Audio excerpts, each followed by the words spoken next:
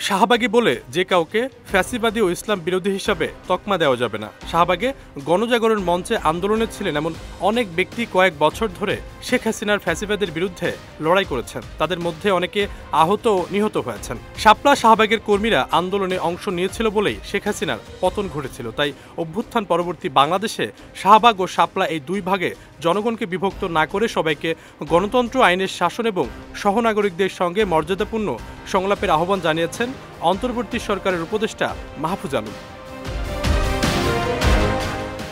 12 March রাতে নিজের verified Facebook অ্যাকাউন্টে দেয়া এক পোস্টে এই আহ্বান জানান তিনি। দীর্ঘ পোস্টের শুরুতে মাহফুজ আলম লেখেন, জামায়াতে ইসলামী যুদ্ধ অপরাধের সহযোগী ছিল, কিন্তু নাহিদ ইসলাম যেভাবে বলেছেন এই অভ্যুত্থানের মাধ্যমে তারা কাফফারা দিয়েছেন। আমি বলেছি, জামায়াতের যারা বাংলাদেশপন্থী তারা এদেশে রাজনীতি করার অধিকার রাখেন। জামায়াতের নতুন প্রজন্মের অল্প কিছু ব্যতিক্রম বাদে কেউই পাকিস্তানপন্থী নন। ফলে স্বাধীনতা বিরোধী তকমা দিয়ে জামাত শিবিরের রাজনৈতিক অধিকার ক্ষুণ্ণ করা যাবে না। রাজনৈতিক ও আদর্শিক লড়াই করেই তাদের বিরুদ্ধে জিততে হবে। রাজধানীর শাহবাগে 2013 সালে গণজাগরণ মঞ্চের নেতৃত্বে আন্দোলন প্রসঙ্গে মাহফুজ আলম লিখেছেন, শাহবাগে যারা গিয়েছিলেন তাদের একটি বড় অংশ চেতনায় অন্ধতায় পড়ে গিয়েছিলেন।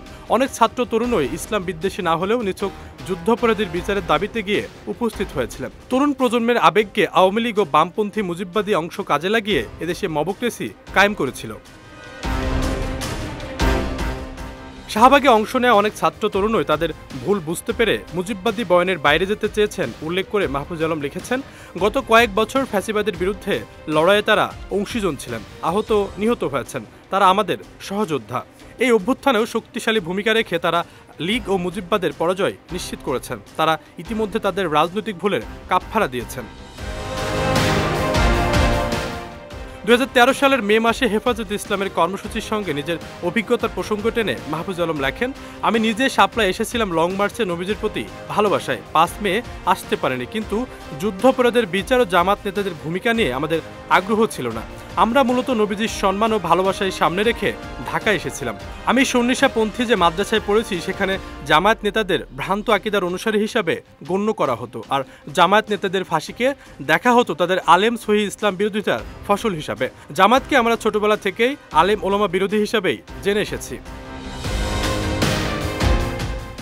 মাহফুজ আলম লিখেছেন, অনেকেই খেয়াল করেন না অধিকাংশ শাপলার কর্মীরা আসলে জামাতের আকিদা ও নেতৃত্ব বিরোধী। শাপলার অনেক নেতৃত্বই জামাতের আলেম ও পীরপন্থার বিরোধিতার শিকার। এমনকি অনেকে জামাত ও শিবির নেতাদের কর্তৃক নিপীড়িত হয়েছেন, কিন্তু জামাত সফলভাবে তাদের প্রক্সি হিসাবে ব্যবহার করতে পেরেছেন, যেমন লীগ শাহবাগীদের ব্যবহার করেছেন।